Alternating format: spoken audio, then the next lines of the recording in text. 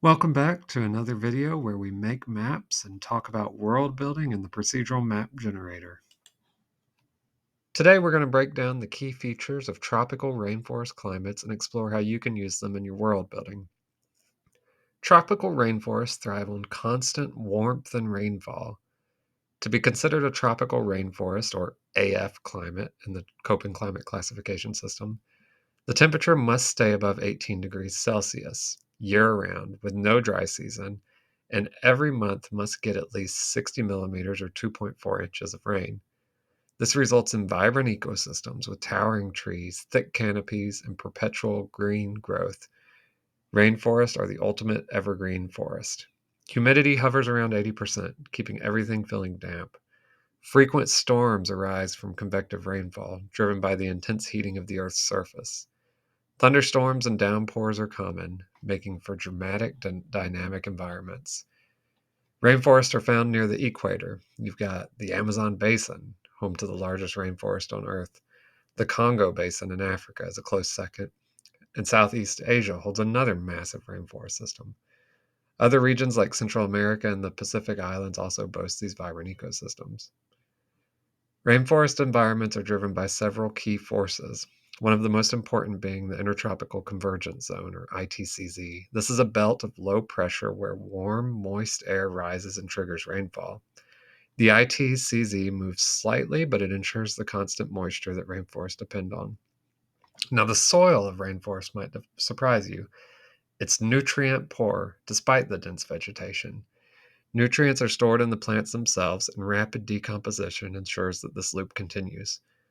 For world building, this means that civilizations in rainforest environments might need to develop advanced agricultural techniques to cope with these soil challenges. Rainforests have massive river systems, like the Amazon and the Congo, which are vital, acting as highways for both wildlife and human activity. In world building, you can picture societies built around riverways with cultural practices tied to the power of water. Rainforests are also biodiversity hotspots. These species occupy a vertical stratification of 4 different layers in a tropical rainforest. So you have the emergent layer of the rainforest. That's where those tallest of tall trees are, where you have birds and insects. You have the canopy layer, a thick roof of leaves where most of the action happens. Birds, insects, primates thriving here. You have the understory, where there are dense shrubs and small trees. You might have jaguars and small mammals hiding in the shadows. And you have the forest floor. This is a shaded and rich area with decomposers like fungi and insects. Now, in world building, this vertical stratification could inspire societies adapted to each layer of the forest, from canopy dwellers to forest floor foragers, maybe even entire cultures revolving around the layer they inhabit.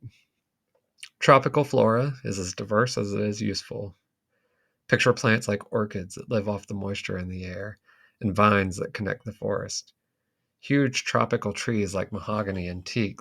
The fauna is equally varied. You have primates swinging through the trees, birds of prey soaring above, apex predators like jaguars stalking through the forest, insects rolling the floor, recycling nutrients, and keeping the ecosystem alive. Now let's take a look at rainforest architecture. One prominent feature of rainforest architecture is the elevation of structures above the ground. This adaptation addresses several environmental challenges simultaneously. By raising homes on stilts or platforms, inhabitants protect themselves from flooding caused by heavy rainfall. The elevated design also makes easier airflow beneath the dwelling, which helps to cool the interior and reduces humidity levels that could lead to mold and mildew. The separation from the ground also minimizes encounters with ground dwelling insects and animals, which are abundant in the rainforest. The materials used in constructing homes like this are typically sourced directly from the surrounding environment. Hardwood trees provide sturdy support beams and flooring, while flexible woods like bamboo could be used for walls and roofing structures. Thatch made from palm leaves or grasses might be commonly employed for roofing and offer insulation and effective shedding of rainwater due to the overlapping layers. The design of rainforest dwellings often incorporates open spaces and ventilation features to combat the heat and humidity. You might have large windows allowing for maximum airflow while providing protection from insects. Roofs are extended beyond the walls of the house, creating overhangs that shield the interior from direct sunlight and heavy rain. Settlement patterns in tropical rainforest cultures are often influenced by both environmental and social factors. Villages are frequently located near rivers or streams, which serve as vital sources of water for drinking, cooking, and bathing, as well as avenues for transportation and trade. Proximity to water also means access to fish and other aquatic resources, which could supplement the diet of the community. The dense vegetation of the forest might limit the space available for building, leading to compact settlements where homes are clustered closely together. This closeness could foster a strong sense of community and facilitate sharing of resources and labors. Now, in some cultures, the architecture reflects communal living arrangements. For example, longhouses are found in certain rainforest societies, which are large structures that house multiple families under one roof. These buildings are often the center of social and ceremonial life, with designated areas for cooking, sleeping, and communal activities. The construction of such expansive structures might require cooperation and coordination, could strengthen social bonds, reinforce cultural values centered around community and shared responsibility. Spiritual beliefs and cultural practices might be intertwined with those architectural choices. Communities might view a forest as a living entity imbued with spirits and ancestral presences. This perspective could influence the placement and construction of homes as well as the materials used. For example, you might, in your world, have certain trees that are considered sacred and are either avoided in construction or used ceremonially. Decorations and carvings on dwellings might depict animals, deities, or symbols that are significant to a culture, serving both aesthetic and spiritual purposes. Adaptations to the rainforest environment are also evident in the technological innovations employed in construction. For example, you could use natural resins and saps as adhesives and sealants to help waterproof structures and protect them from the elements. You could use joinery techniques that allow for the flexibility of buildings, enabling them to withstand strong winds by swaying rather than breaking. In addressing the challenge of pests and insects, like we talked about before, rainforest cultures sometimes have developed elevated homes, which would reduce encounters with certain insects. You might have cultures also that incorporate smoke into their living spaces by placing hearths strategically, which would allow the smoke to rise and deter insects from settling, or to use natural repellents derived from local plant and apply them to the structures. Now, the presence of so much greenery in the rainforest might suggest to you that it's an easy bounty for foragers and farmers alike, but the reality is more nuanced. The soil, which is leached by heavy rains, often lacks the nutrients that are necessary for conventional agriculture. This paradox of apparent abundance overlaying this hidden scarcity has driven rainforest societies to develop unique strategies for cultivation and food acquisition. Foraging, for example, plays a central role in sustenance in the rainforest, with a deep knowledge of edible plants, fruits, nuts, and tubers passing down from generation to generation. You also have some seasonal rhythms in the forest. Wild fruits like mangoes, bananas, and berries would be gathered in season, while roots and tubers, such as yams and cassava, provide staple carbohydrates that can be harvested throughout the year. Hunting and fishing are equally important to the dietary practices of rainforest peoples. The dense forest harbors a variety of game, from small mammals to larger animals such as tapirs and wild pigs. Skilled hunters could employ techniques adapted to the environment, using tools like blowguns with poison-tipped darts, bows and arrows, and traps cleverly concealed along animal trails. You could use stealth and an intimate knowledge of animal behavior as an essential practice among a culture. Rivers and streams, which are one of the lifebloods of the rainforest, offer a rich source of protein. Fishing methods vary from simple hook and line to more elaborate techniques like basket traps and fish poisoning using plant derived toxins to stun fish. Um, you could have fish, turtles, crustaceans, which could provide nourishment, but also play a role in cultural rituals and traditions. Now, we talked earlier about the nutrient poor soils. So many cultures have adapted a practice of shifting cultivation, also known as slash and burn agriculture. This method involves clearing a small plot of forest by cutting down vegetation and burning it, which temporarily enriches the soil with ash derived nutrients. You can then plant crops in that fertile ground for a few years until the yields decline, at which point the plot's left fallow to regenerate while the community moves on to a new area. Now, within those cultivated plots, you could grow a diverse array of crops, often intermingled in a way to mimic the natural biodiversity of the forest. That polyculture approach could reduce the risk of pests and diseases and make efficient use of space and resources. You could have staple crops like maize, cassava, sweet potatoes, and plantains that could provide essential carbohydrates. You could also have complementary plants like beans and squash that would enrich the soil and offer some nutritional variety. You'd also have medicinal plants that are used and cultivated alongside food crops. Communities also might cultivate fruit trees, nut trees, and other useful perennial plants within or adjacent to their crop fields and create sustainable food sources that require less soil disturbance. Food preservation techniques are also crucial in the humid rainforest climate, where high temperatures and moisture can quickly spoil perishable items. You might incorporate smoking, drying, and fermenting as common methods employed to extend the shelf life of meats, fish, and certain plant foods in rainforests. For example, cassava, which contains naturally occurring cyanide compounds, must be processed through grating, soaking, and cooking it to render it safe for consumption. These labor intensive processes could offer room for story through communal activities and reinforce social bonds and cultural traditions. Now, let's talk about clothing and adornment in tropical rainforests. So, the constant warmth, the high humidity, the abundance of natural resources will shape the clothing and adornment of the people who inhabit these regions.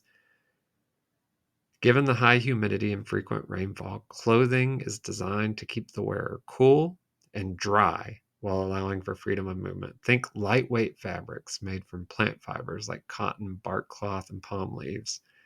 Bark cloth, in particular, is a staple material. It's made by harvesting the inner bark of certain trees, softening it through a process of soaking and beating, and then fashioning it into garments. It's not only breathable, it's also durable and it's quick drying, which makes it ideal for this humid environment. As you're aware, clothing is often minimal, as the warm temperatures reduce the need for heavier layered garments. Think simple wraps, loincloths, or tunics, allowing for ease of movement while providing sufficient protection from the elements. In a tropical rainforest, you might use adornment as playing a more intricate role in an expression of identity, status, or spirituality. You could have adornments like necklaces, bracelets, earrings, and headdresses crafted from natural materials found within the rainforest. Feathers, bones, seeds, shells, beads made from stones or clay. You could have brightly colored feathers from rare birds that are reserved for ceremonial attire or signify prestige, power, or spiritual connection. It's also very common to have tattooing, body painting, and scarification as a prevalent practice in rainforest societies. These can be both decorative and cultural markers. These body modifications might signify rites of passage, social rank, or membership within a particular group. In some cases, natural dyes made from plants or minerals could be used for body painting, with intricate designs reflecting the wearer's relationship with the environment or the spiritual world, or just for the practical purpose of keeping bugs away. Now, if you're thinking about footwear in a rainforest culture, it's generally minimal, right? Many people going barefoot to better navigate dense forest terrain. In areas where footwear is used, you could probably want it to be crafted from durable, flexible materials that are adequate and available right there in the rainforest, like plant fibers or animal hide. Now, these could give you protection from rough terrain, from insects, from venomous creatures, but still allow the wearer to move easily through the forest. Now, when you're thinking tools and technologies in a tropical rainforest, there's a few adaptations you can think about. So you often have stone and bone tools, right? Crafting implements that are made from readily available materials. You have blowguns and darts, so lightweight weapons that are used for hunting in dense vegetation. You have poison extraction, right? Harvesting plant and animal toxins for hunting weapons. You have fire management adaptations, so cultures developing methods to control fire in an especially wet environment. You have canoe building, constructing watercraft from hollowed out logs through either fire or tools for river navigation. You You might have the creation of climbing equipment, so cultures making ropes and ladders from vines for canopy access. You could have basket weaving, right? Creating containers from flexible plant fibers available in a rainforest. The creation of fish traps and nets, so designing effective fishing tools to get protein. You have plant-based glues and resins, natural adhesives for tool construction or for building construction. You might have sun positioning tools, so devices that are developed to navigate the forest canopy using sunlight. You also need to think about the transportation methods that rainforest cultures would develop. So, one very important one that we've talked about some is river navigation skills, right? Rivers being this heart and artery system for a rainforest. So, a mastery of traveling and orienting through these waterways. Trail marking systems is another very important one, using signs and symbols to navigate dense rainforest. Certain types of animal domestication that you might not think about elsewhere, right? Training small mammals for carrying small loads.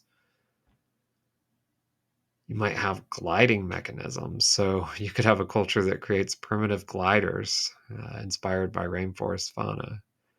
Aerial pathways. So cultures constructing bridges and walkways in the canopy. Cough, cough, Ewoks. You could have raft building. So cultures that are assembling rafts for crossing wider rivers in the forest. Portage techniques, being able to transport your canoes and goods overland between waterways. You could develop the use of sound signals, so communication over distances through, say, animal calls. How would a rainforest affect an economic system? Well, with smaller communities, less land for development of large societies or communities, you're likely going to have barter economies, so the exchange of goods and services without formal currency. You might have resource sharing, the pooling of resources by the community to ensure the community's well being. You probably are going to have communal ownership, so a view that land and resources are collectively owned, at least internally within a community. You might have trade with outsiders, depending on how isolated a rainforest community is, for those goods and services that aren't found locally.